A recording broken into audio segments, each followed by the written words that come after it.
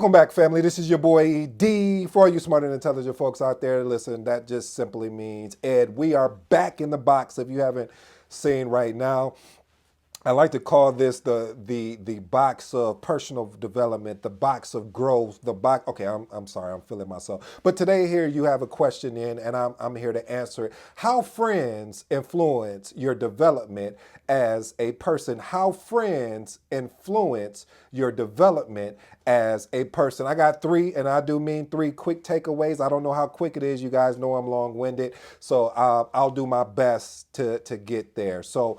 Again, I'll repeat the title just in case if you missed it. You can fast forward if you don't want to hear me repeat it again. But how friends influence your development as a person.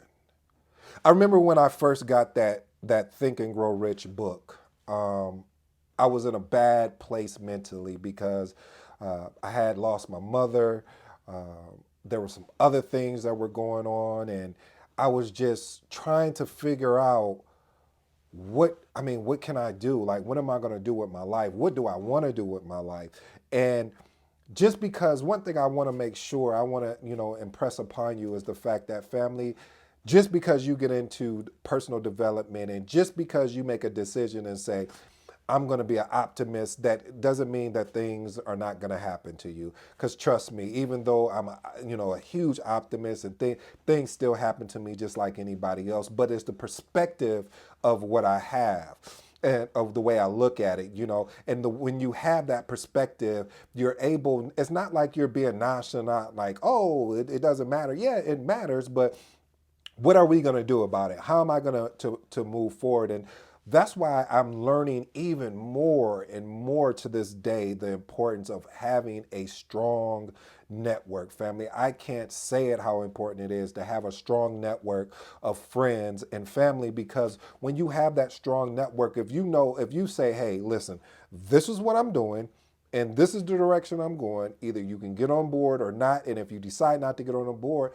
no, hey, respectfully, no love lost, but I gotta go get this. I gotta go make this happen. This is why I'm shooting these videos, because I'm tired of sitting on these ideals. I'm tired of sitting on these questions that people are already asking me all the time. He's like, oh, you should know about that. I was like, well, yeah, but I don't know if anybody be interested. But all right, fine, let's see what happens. And so this is why I'm doing it, family. So that's why it's important that you surround yourself with people. Now watch this.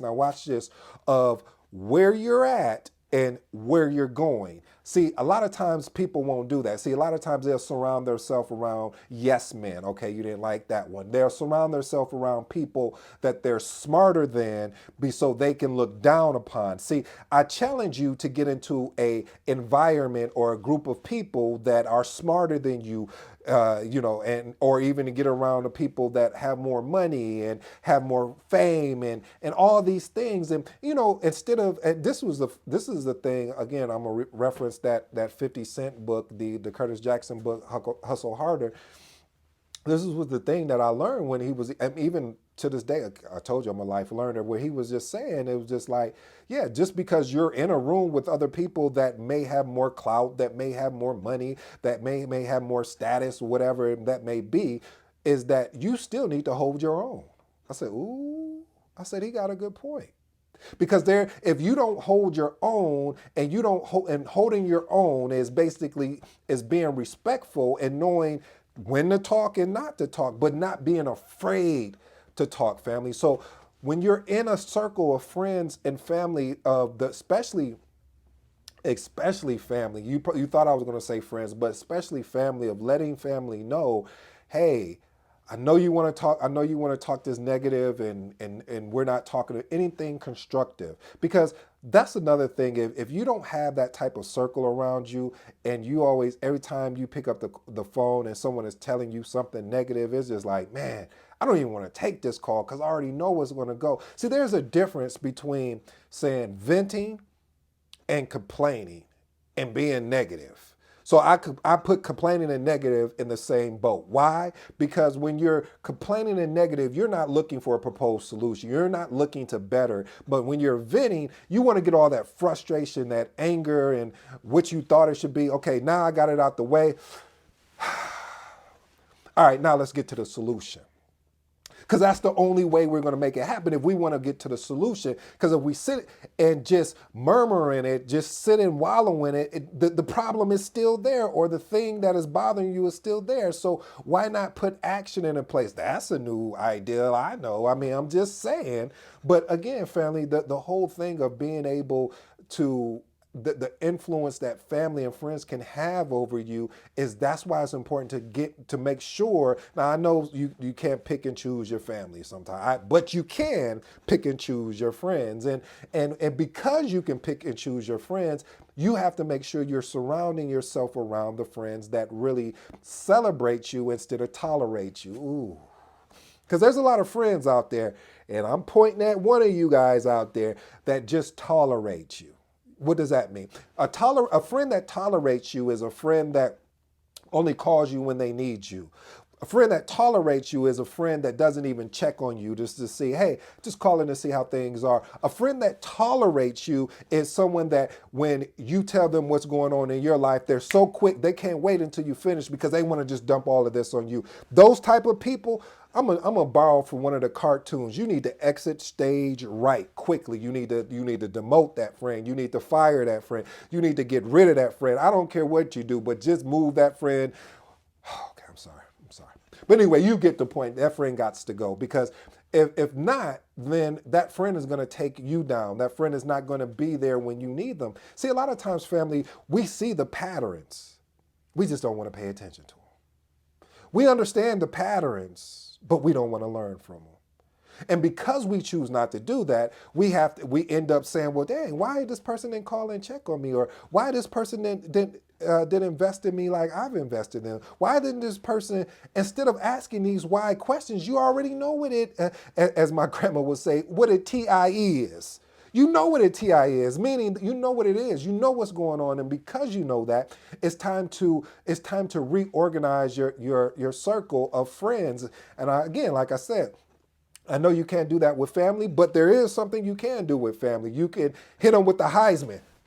Okay, I'm sorry, that wasn't a problem. What you can do is basically make sure that you're there for them and that you are there, but you have to consistently, when they start going down a track that is not congruent, that's not aligned with where you're trying to go, you have to let them know, hey, listen, I understand, I get it, but if we're not going to talk about solutions of moving forward, hey, I just don't want to talk about it anymore.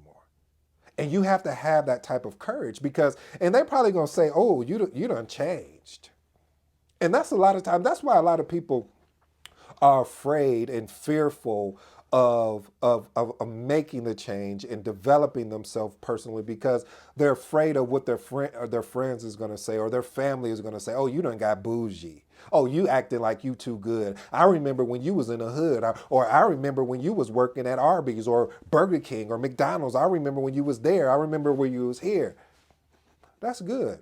I'm so glad you can remember it. Now, I want you to remember where I'm going, because when I get there, I'll send you a picture so you can remember that as well. Okay, I'm sorry, I'm being petty. My name is ED, Petty Eddie, I know. But I'm making a point, family, is that we need to develop the fearless attitude. If people do not want to get aligned with us and what we're doing, a path of the influence that, and understanding the influence that they can have on our life, that we have to make the decision, well, I don't need to talk to that person too frequently, because if I do, it's going to kill what I am working on, what I plan on doing, what I plan on executing. Eric Thomas talks about it all the time.